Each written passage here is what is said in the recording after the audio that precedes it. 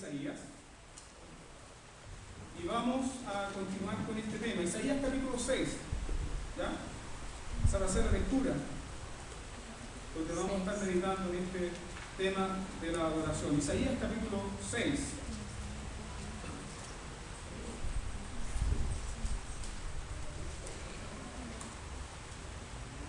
Ahí quedamos la semana pasada. ¿Sí?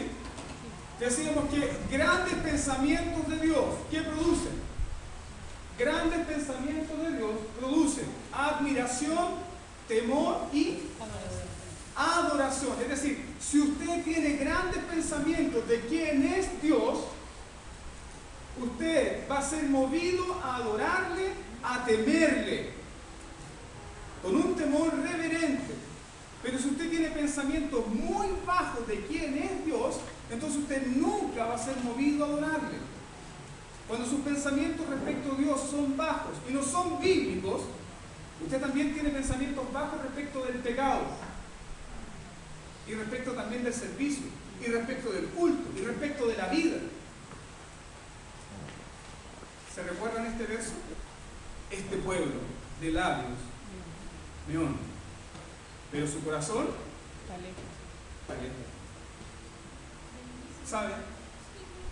Que todo el mal que azota a la iglesia, hablando de todas las iglesias en general, llámese desidia, llámese falta de pasión, llámese falta de deseo por Dios, llámese falta de compromiso, todos esos males que aquejan a la iglesia y que aquejan a la mayoría de los cristianos provienen de pensamientos indignos de Dios.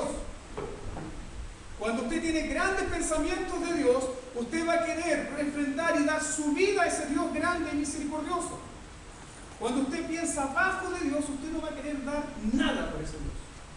William Carey, el pastor misionero bautista, que fue padre de las misiones modernas en el siglo XVIII, ¿sabe qué profesión tenía? Él no era ingeniero, él no era teólogo, él simplemente era un remendón. ¿Qué es un remendón? ¿Alguien sabe qué es un remendón? Es un ayudante de zapatero, o sea, es decir, más bajo de un zapatero. Sin embargo, ese hombre fue movido por Dios para llevar el evangelio a la India. Y cuando este hombre sintió una pasión tan grande para llevar el evangelio a la India, se acercó a su pastor y le dijo: pastor, el Señor está llenando mi corazón para ir a la India y entregar este mensaje del evangelio. ¿Sabe lo que dijo el pastor? Déjalo, porque el Señor se va a encargar de sus paganos. Si el Señor nos quiere salvar, Él verá cómo. ¿Quién tenía un pensamiento digno de Dios? Cabe. ¿Quién tenía un pensamiento indigno de Dios? Cuando usted tiene pensamientos bajos de Dios, su adoración carece de sentido. Cuando usted tiene pensamientos indignos de Dios, su servicio carece de sentido. Cuando usted tiene pensamientos bajos de quién es Dios, su vida cristiana en sí es insípida. No estoy diciendo, hermano, que usted tiene que hacer grandes cosas. Estoy diciendo que mientras más conoce a Dios, más conoce su gracia, más conoce su amor, más conoce su misericordia, más entrega su vida, más se da. ¿Por qué razón? Porque el amor de Cristo derrite nuestros corazones duros. Hay algo maravilloso que nosotros entendemos en la teología reformada, es que esta gracia es irresistible. ¿Por qué esta gracia es irresistible? Es decir, que no podemos presentar resistencia. ¿Por qué esta gracia es irresistible? Porque esta gracia nos presenta a Cristo, y Cristo es irresistible. Ante la belleza de Cristo, ante la hermosura de Cristo, ante el amor de Cristo, su ternura, su compasión, nosotros no nos podemos resistir. Quebranta nuestro corazón. Entonces, pensamientos grandes de Dios: pasión, adoración, servicio comprometido. Pensamientos indignos de Dios: bajo pensamiento del pecado, bajo pensamiento de la responsabilidad. La semana pasada hablábamos de este ejemplo. Muchos niños que entraron a clase la semana pasada. Ningún padre responsable, ¿cierto?, y con 2 dedos de frente enviaría a su hijo con zapatos rojos, ¿cierto? Nadie de acá enviaría a su hijo con zapatos rotos, aún teniendo para comprarle un par de zapatos nuevos. ¿Por qué? Porque quienes vean a ese niño van a decir, ¿qué padre más irresponsable? ¿Qué padre más irresponsable que envía a ese niño con zapatos rotos? Y los niñitos que son compañeros de ese niño podrán decirle, tu padre no te quiere porque mira como tú estás vestido. Muchas veces nosotros así también actuamos. Vivimos una vida cristiana que representa a un padre que no nos ama. Cuando vivimos abrazando el dolor, la amargura, la tristeza. Cuando tú te empeñas en enfrentar los problemas con la amargura, con el dolor y con la tristeza, y no aferrándote a las promesas de un Padre que te ama. Jesús nos dijo, si ustedes son malos y saben dar buenas cosas a sus hijos, ¿cuánto más no dará vuestro Padre celestial? ¿Usted le hace el bien a su hijo? Sí. Y es malo, ¿no? No es el mejor padre de la tierra. No somos los mejores padres. ¿Cuánto más Dios, que es el Padre perfecto? ¿Cuánto más Dios, que nuestro Padre misericordioso?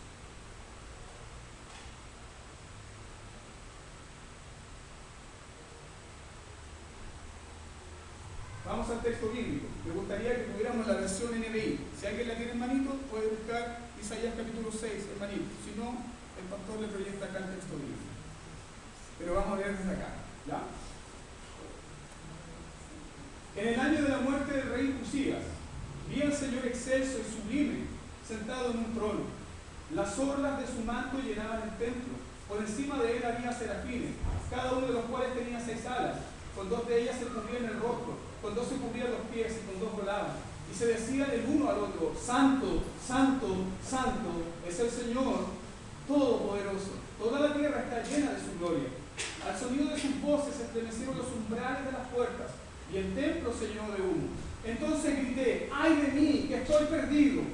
Soy un hombre de labios impuros y vivo en medio de un pueblo de labios blasfemos. Y no obstante, mis ojos han visto al Rey, al Señor Todopoderoso. En ese momento voló hacia mí uno de los serafines. Traía en la mano una brasa con unas tenazas. Había tomado el altar, con ella me tocó los labios y me dijo, mira, esto ha tocado tus labios, tu maldad ha sido borrada y tu pecado perdonado. Entonces oí la voz del Señor que decía, ¿a quién enviaré? ¿Y quién irá por nosotros? Y respondí, aquí estoy, envíame a mí. Demos gracias al Señor por su palabra.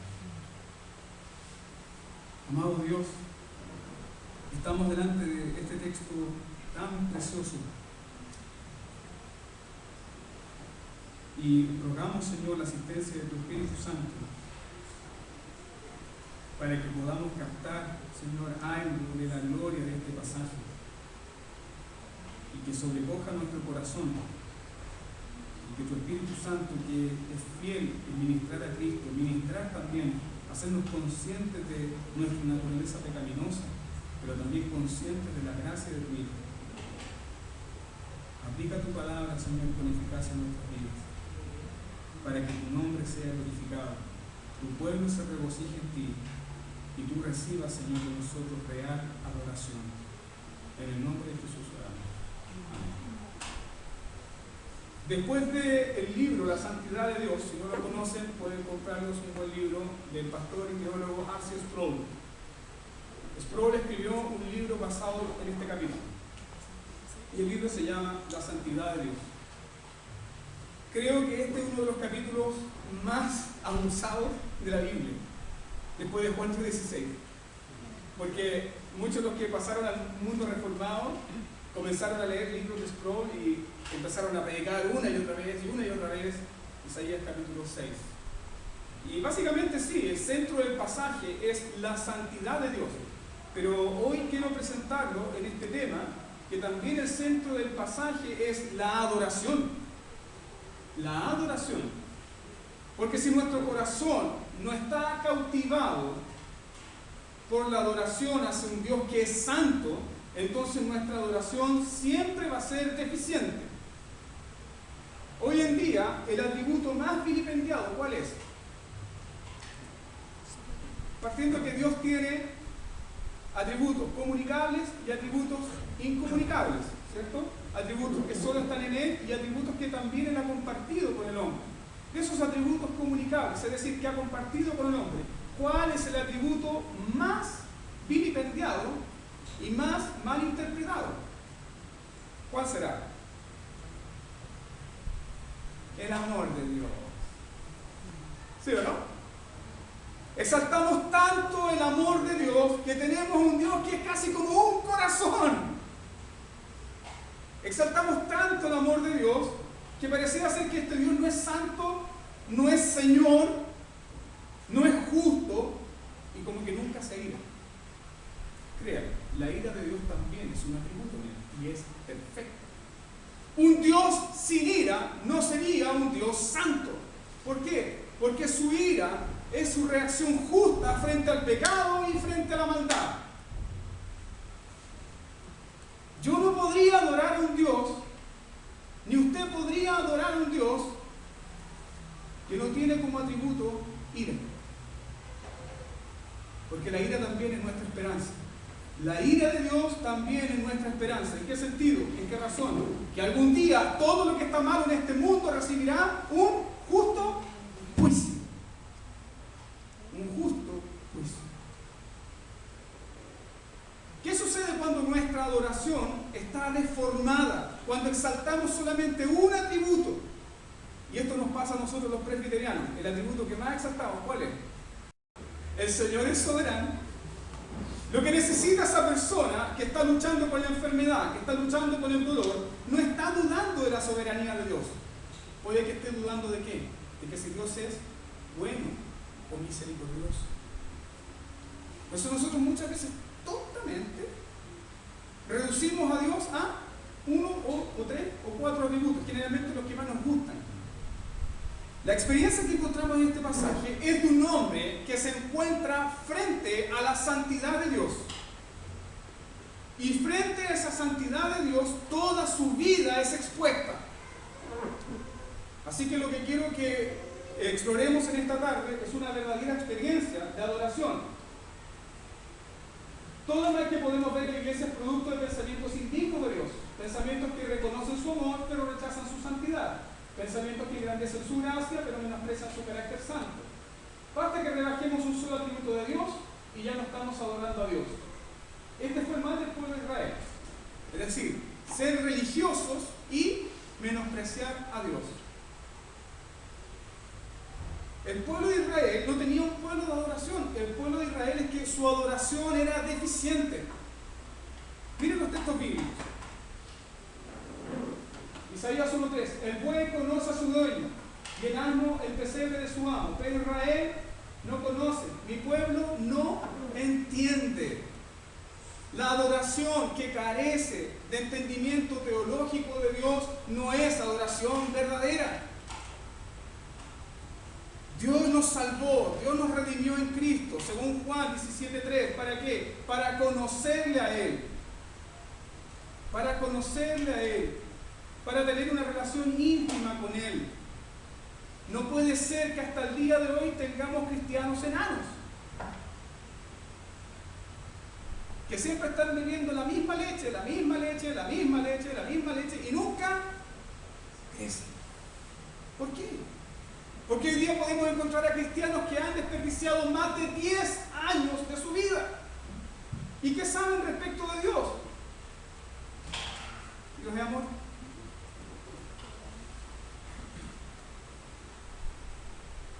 Jehová es mi pastor. ¿Por qué de tal manera? Dios me ama.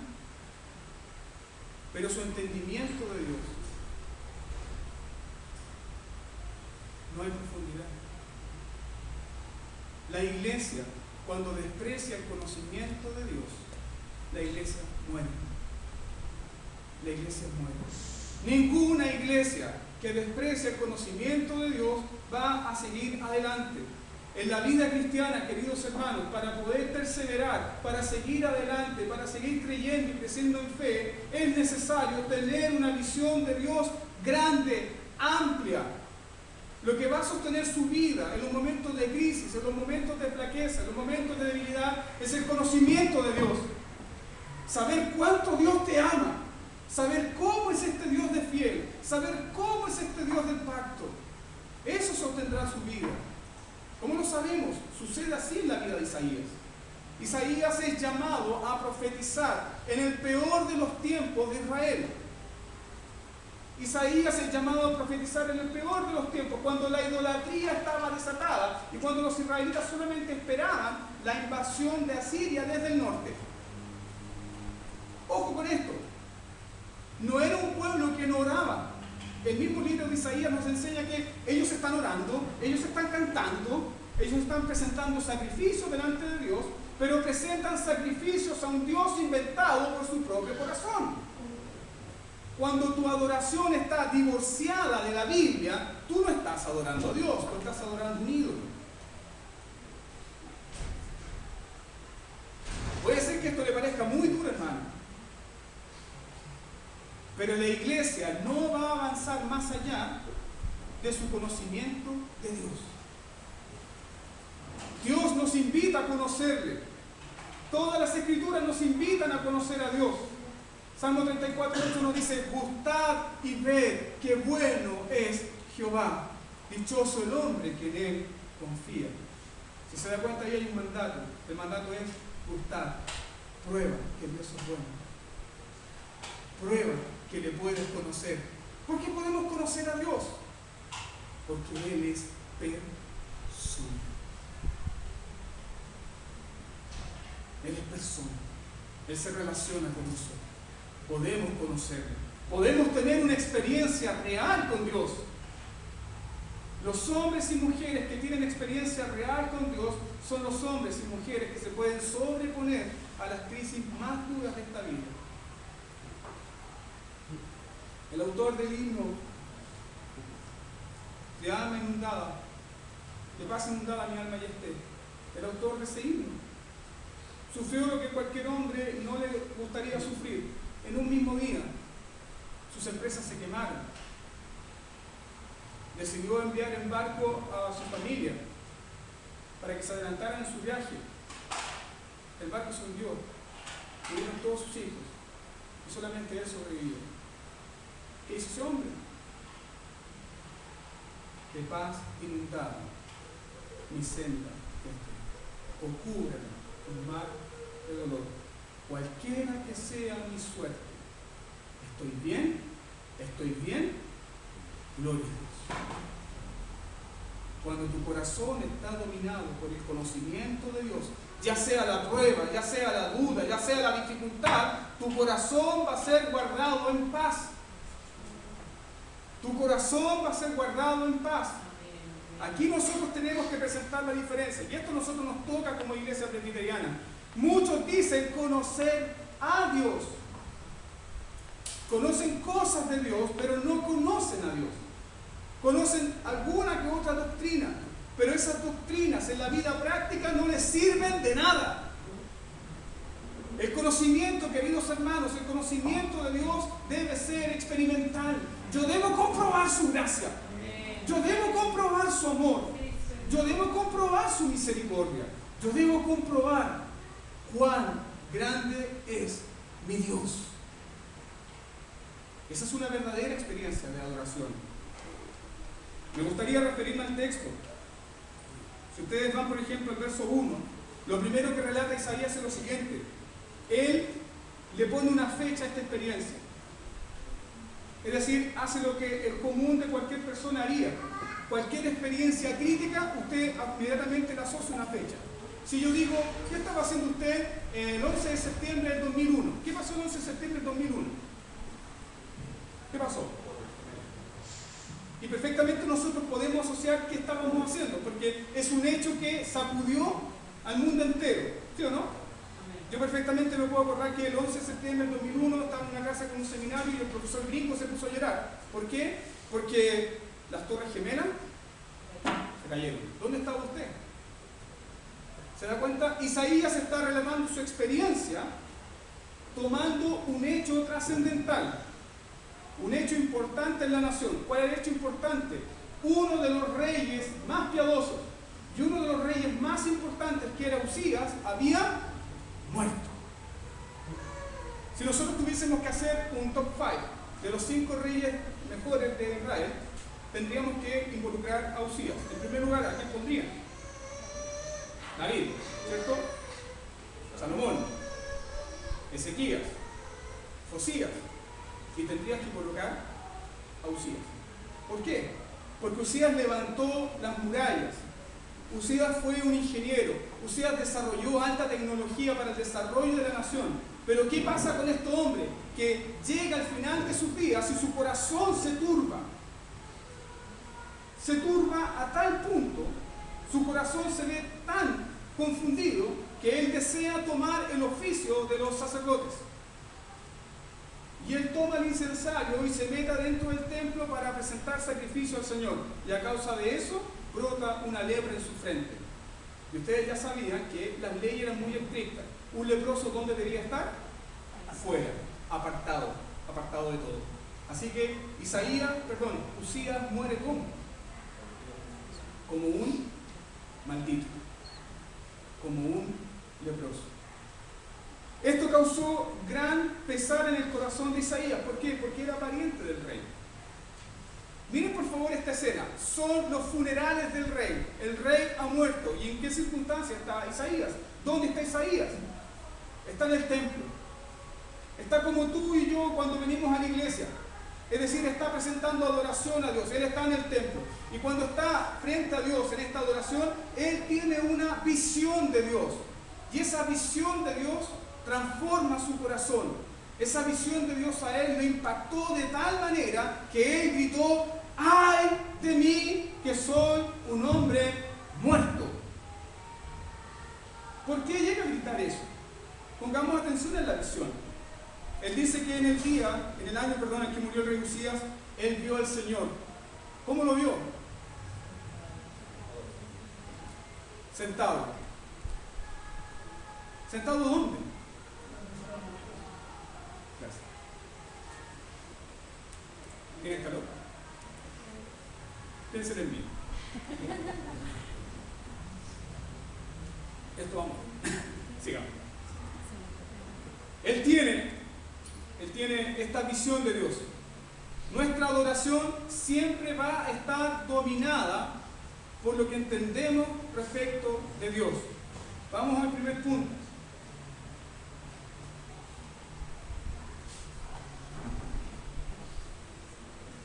La adoración domina todo, queridos hermanos. Domina nuestra teología, domina nuestro ministerio, domina nuestros dones y domina nuestro culto. Es decir, una teología que no está saturada por una adoración reverente a Dios se puede transformar en una mala teología, en una pésima teología. Cuando nuestra teología no está saturada por una adoración reverente, por comunión reverente con Dios, nuestra teología es inservible, es decir, es muerta, es seca, es árida, no sirve a nadie ni edifica a nadie. ¿Por qué? Porque podemos hacer de nuestra teología un Dios.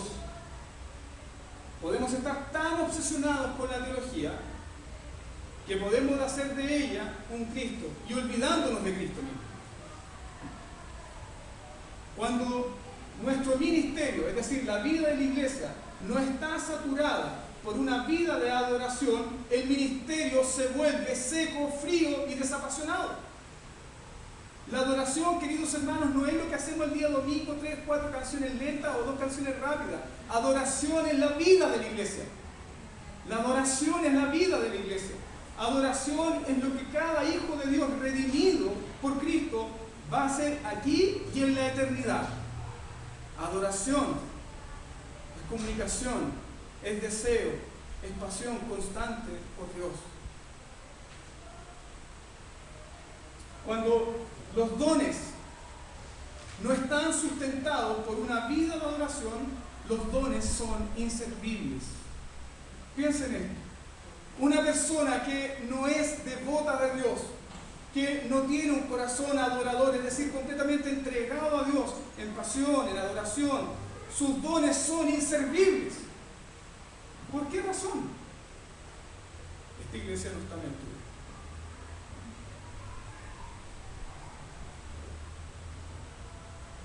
Cuando tu vida no está sustentada por la adoración a Dios, tus dones pasan a ser inservibles. Y tus dones no impactan a nadie. Porque en vez de usar tus dones para glorificar a Dios, usas tus dones ¿para qué? Para tu autopromoción y tu autoglorificación. Finalmente, cuando nuestro culto no está sustentado por una adoración profunda, nuestro culto carece de sentido. Pasa a ser una reunión social, pasa a ser un club donde experimentamos a veces algún tipo de catarsis, pero no es la presencia de Dios. Cuando no estamos adorando en espíritu y en verdad. ¿Cuáles son los componentes de una verdadera adoración o de una verdadera experiencia de adoración? Número 1, adorar a Dios es reconocer su carácter santo. Adorar a Dios es reconocer su carácter santo. Es decir, que en Él no hay impureza moral, en Él no hay sombra, en Él no hay tacha alguna. Él tiene una pureza que es infinita y es inmutable. Dios es santo y no desea el mal. Dios no puede pecar. Tal es la pureza de su corazón que si tú ahora tuvieses que estar enfrente de Dios sin la mediación de Cristo, tú te mueres. La pureza de su corazón te mata. Y eso fue lo que pasó con Isaías. Una verdadera experiencia de adoración es reconocer el carácter santo de Dios, como lo dice en 1 Juan, capítulo 1, verso 5. Dios es luz, ninguna tiniebla hay en Él. Entonces, ¿cómo nos presentamos delante de Dios en el culto? ¿De manera descuidada? ¿Cómo debiésemos presentarnos? Con reverencia, con un temor, pero ¿sabe qué? Con un regocijo. Porque este Dios que es santo nos está invitando. ¿Cuál es la experiencia de Isaías?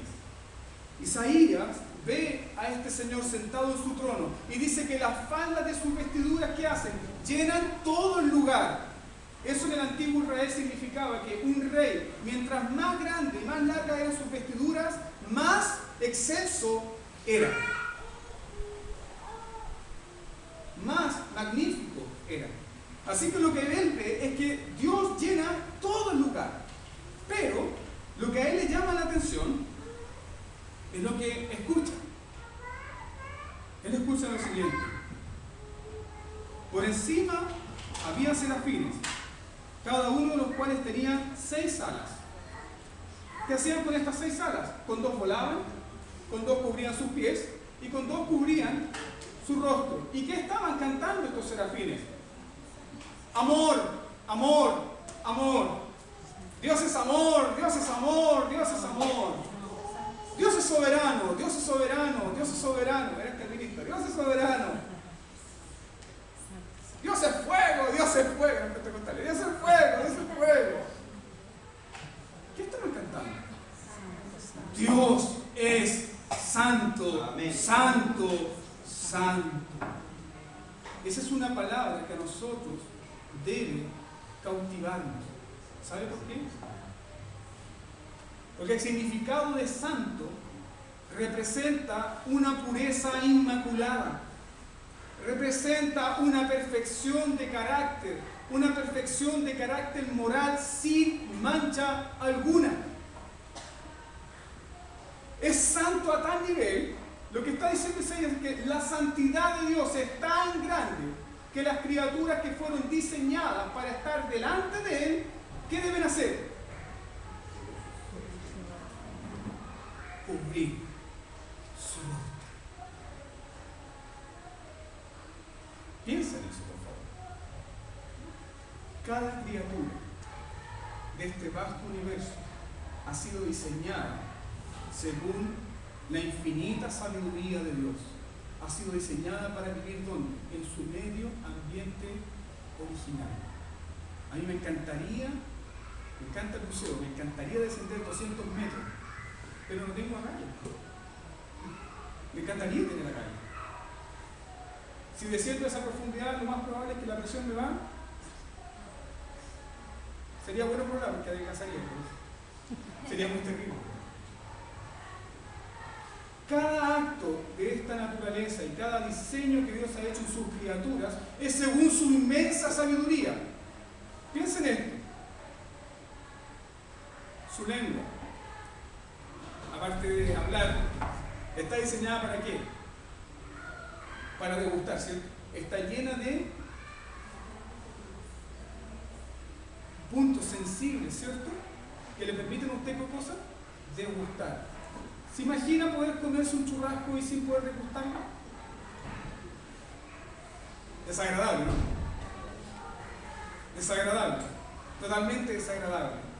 Dios es tan bueno, tan misericordioso y tan sabio que creó todo en su justa medida, con una sabiduría infinita y de acuerdo a la funcionalidad de la creación. Entonces están estas criaturas que fueron creadas por Dios para estar ¿dónde? ¿Dónde es su hábitat natural? ¿Cuál es su hábitat natural? ¿Estar dónde? En la presencia de Dios. Estos serafines están ahí en el trono de Dios. Piensen en esto, ellos están diseñados para estar ahí por toda la eternidad. Sin embargo, por toda la eternidad, ellos están a rostro.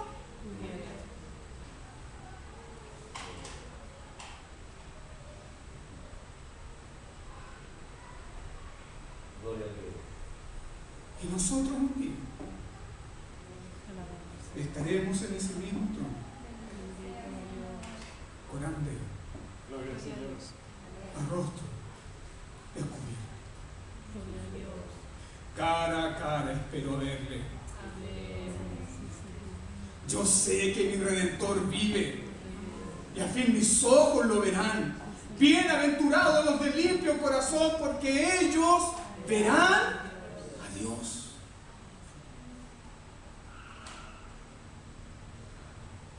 Isaías por un momento tiene esta visión de Dios, a rostro descubierto.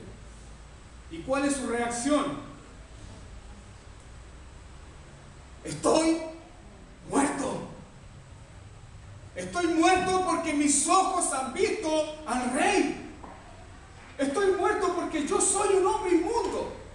Estoy muerto porque habito en medio del pueblo inmundo. Mis labios son inmundos, mi corazón es impuro y ahora yo estoy viendo al Rey. La reacción natural de él, ¿cuál es? ¡Me quiero morir! Esa es una verdadera experiencia de adoración. Cuando tú tienes una verdadera experiencia de adoración, tú estás consciente de la majestad de Dios y estás consciente de tu indignidad. Pero no se queda ahí, va más allá. Estás consciente de la santidad de Dios, pero también estás consciente de tu pecaminosidad. ¿Se da cuenta? Tenemos esta verdadera experiencia de Dios y cuando estamos conscientes de nuestra pecaminosidad, gemimos por un Redentor, gemimos por un mediador. La palabra que usa Isaías ahí cuando grita dice ¡ay! Esa palabra en hebreo significa estoy derrumbado, estoy destruido, no puedo presentar defensa, mi vida es una ruina. ¿Puede entender lo que está hablando su corazón? Él está enfrente del Dios Santo. De igual manera nosotros hoy estamos enfrente del Dios Santo. Estamos enfrente del Dios Santo, pero a través de un mediador.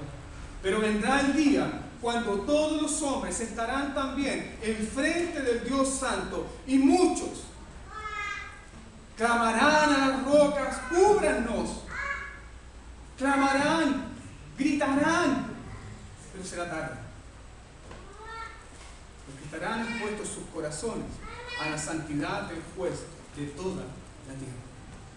Hoy usted, querido hermano, tiene la bendición de venir domingo tras domingo y adorar al Rey en su gracia y en su majestad. Si está en Cristo, la santidad de Dios, su majestad debe ser su deleite más profundo. Isaías grita: ay de mí, estoy derrumbado, estoy destruido, no sé qué hacer. Y a ese grito añade la siguiente palabra: ay de mí que soy inmundo. Ay de mí que soy inmundo. Esa palabra la usaban los leprosos en el Antiguo Testamento. Recuerden que la ley enseñaba que si había algún leproso y algún leproso quería introducirse a la ciudad, ese leproso debía andar con campanitas y vociferar por el medio del pueblo: inmundo, inmundo, inmundo, inmundo. Isaías está diciendo eso. Yo soy inmundo. Yo no puedo estar delante de Dios. Yo soy inmundo. Déjame decirte algo. Cristo vino por los inmundos. Cuando tú lees Marcos capítulo 2, tú te encuentras con esta historia. Un leproso que se abre paso en medio de la multitud y se acerca a Jesús y le dice: Señor, si quieres, puedes limpiarme. ¿Qué hizo Jesús? Lo primero que hizo Jesús fue tocarle y decirle que se limpie. Jesús viene por los inmundos. Jesús toca a los leprosos. Jesús toca a los que están conscientes de su inmundicia. La santidad de Dios produce en nosotros un terror reverente, pero también un deseo de admiración profunda. Sucede así también con Cristo, porque Cristo también tiene la misma santidad de Dios. Recuerden que Él es Dios. Y surge esta experiencia. Están los discípulos en medio de Galilea y comienzan a levantarse las tempestades. ¿Y qué hacía el Señor Jesús? Permiso.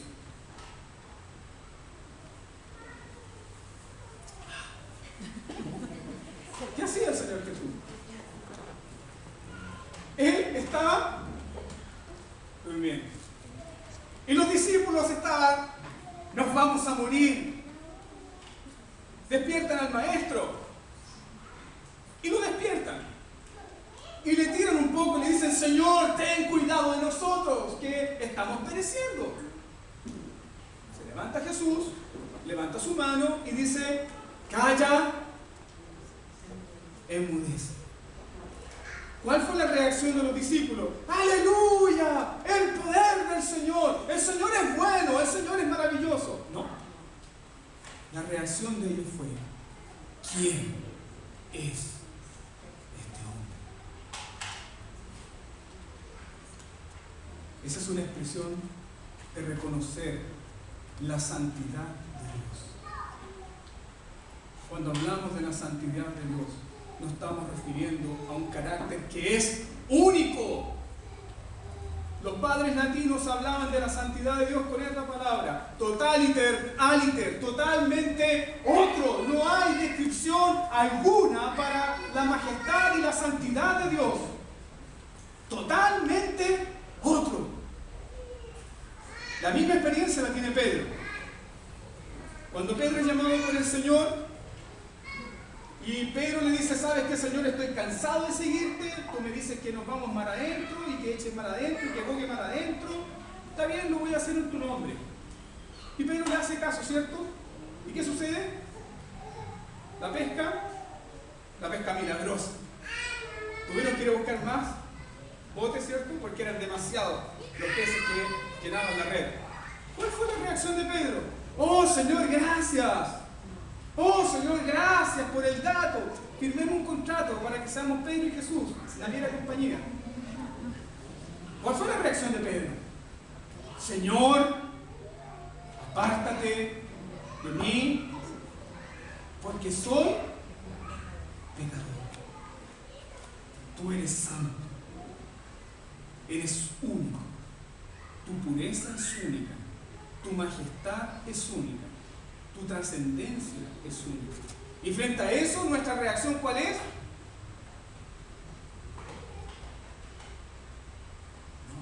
No puedo estar cerca de eso. Pero ¿cómo responde Jesús? Él se acerca. Él se acerca. La verdadera experiencia de adoración reconoce la santidad de Dios, reconoce su trascendencia y reconoce también su majestad, su santidad. En este pasaje tú puedes ver que Isaías está reconociendo su trascendencia porque dice: Dios está sentado en un trono alto y sublime, pero también reconoce su carácter puro porque dice que Él es santo. Y es tan santo que Él desea estar muerto. Él no quiere estar más allí. Una verdadera experiencia de adoración reconoce la necesidad de limpieza. Él, a la luz de Dios, a la santidad de Dios, reconoce su impureza. Y lo que sale de sus labios, ¿qué es? ¡Ay de mí! Fíjese que el texto dice lo siguiente: ¿soy un hombre de manos sucias? No. ¿Qué dice ahí? Soy un hombre de labios sucios. ¿Por qué? Sus instrumentos de trabajo, ¿qué eran? ¿Y sus instrumentos de trabajo cómo estaban? Sucios. Lo mejor de ti, el mejor don que tú tienes, está contaminado por el pecado. Ante la majestad de Dios, lo mejor de ti está sucio por el pecado. Una verdadera experiencia de adoración clama por limpieza, gime por limpieza, gime por la purificación. ¿Quién me puede dar perdón? Solo de Jesús, la sangre. Y darme un nuevo corazón. Solo de Jesús, la sangre. Precioso manantial que limpia todo mal. Él clama por limpieza. Así que yo le invito a reflexionar en esto.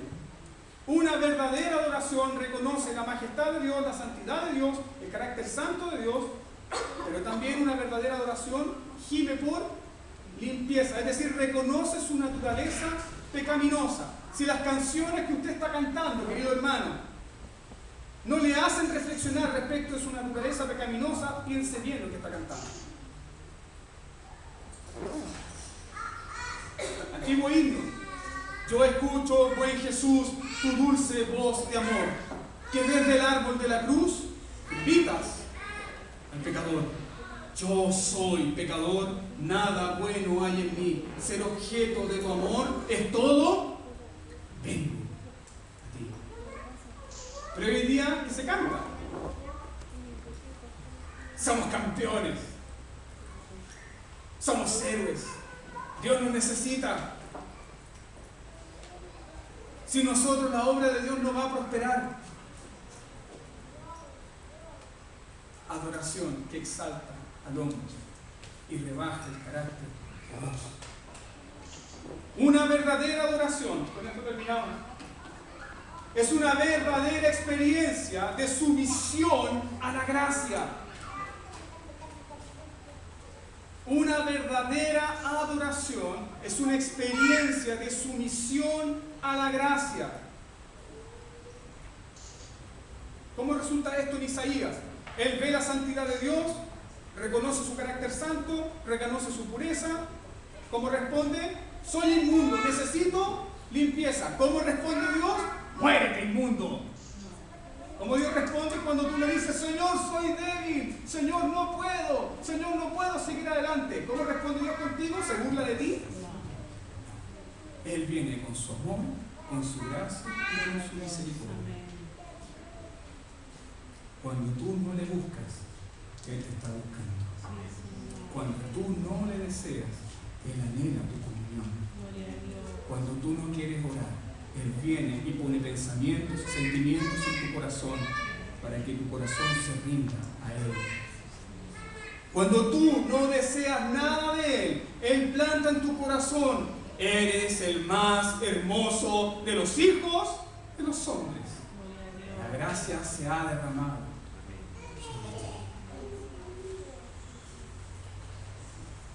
Quiero animarte, hermano, cuando tú te sientes débil, cuando tú te sientes cansado, fatigado, cuando sientes que ya no puedes más, vuelve a correr al Calvario, vuelve a la cruz, corre a la cruz, corre a la cruz, corre al poder divino de la cruz, corre a su gracia, huye a su gracia,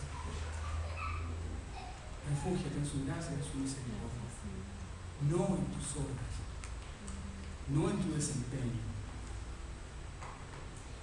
¿Cómo responde un corazón adorador que ha comprobado la gracia? ¿Cómo responde un corazón adorador que ha comprobado la gracia, que ha degustado el perdón? ¿Cómo responde? Con una verdadera sumisión y gratitud. Sale desde el trono de Dios, lo que está bien en Isaías, es un serafín que toma, ¿cierto?, un carbón encendido con unas tenazas. ¿Y qué hace? Le quemó los labios. Yo ruego al Señor que haga eso ahora. Le quemó los labios. Y los labios, ¿cierto?, son la parte más sensible de nuestro cuerpo. Terminales nerviosas, muy sensibles. Son tocadas por un carbón encendido. Un carbón del altar. ¿Cómo tiene que ser limpiado Isaías? Solamente a través del sacrificio, solamente a través del lugar donde se presentan los sacrificios, solamente a través de un mediador. Isaías es limpiado y tiene esta experiencia profunda de purificación. Luego escucha esto. Mira, esto ha tocado tus labios. Tu maldad ha sido borrada y tu pecado ha sido perdonado.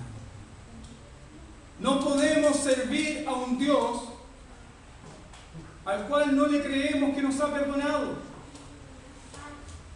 La culpa nunca ha motivado a nadie, hermano. Si usted cree que todavía es culpable de sus pecados, entonces usted nunca va a crecer en la vida cristiana. Si usted cree que todavía tiene que demostrarle algo a Dios, demostrarle que es bueno, que se lo merece, entonces nunca va a crecer. Si su corazón crece en el temor de Dios y en una conciencia de que nada merece, entonces para usted la gracia será transformadora, será lo más bello de la vida. Isaías escucha estas palabras: tu pecado fue borrado, tu pecado fue limpiado. ¿Cómo responde él? ¿Cómo responde él? La experiencia continúa. Entonces oí la voz del Señor que decía: ¿a quién enviaré? ¿Quién irá por nosotros? ¿Cómo responde un corazón de un adorador agradecido? ¿Cómo responde un hombre que ha comprobado la gracia?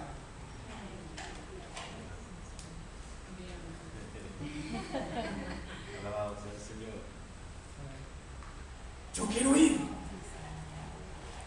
Y yo quiero decirle a esos que están perdidos que hay esperanza. Porque el Dios Santo me ha tocado. Heme aquí, envíame a mí, yo iré, yo iré. ¿Cómo responde el Señor? Isaías, está abierto. Tú vas a ser un pastor de un pueblo con un corazón duro. Isaías está abierto. A la gente a la cual tú le vas a profetizar son necios, no quieren escuchar mis palabras. Es más, yo voy a hacer que sus oídos sean sordos. No importa, Señor, tu amor es tan grande, tu misericordia es tan grande, que yo deseo ir. Porque frente a la experiencia del perdón y de la gracia, yo soy un deudor. Yo me someto. La verdadera experiencia de adoración está llena de gratitud y de servicio. Un hombre, una mujer adoradora que ha comprobado la gracia, se va a sobreponer a cualquier circunstancia adversa. ¿Sabe por qué? Porque la gracia y la misericordia de Dios pesan más en su vida que cualquier cosa adversa.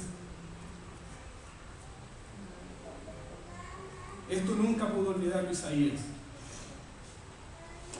En el capítulo 57, versículo 15, Isaías dice: así dijo el alto y sublime: yo habito en la altura y en la santidad, con el quebrantado y humilde de corazón, para vivificar el espíritu de los humildes.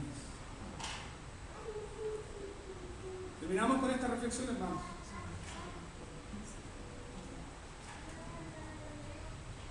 Cuando viene domingo tras domingo,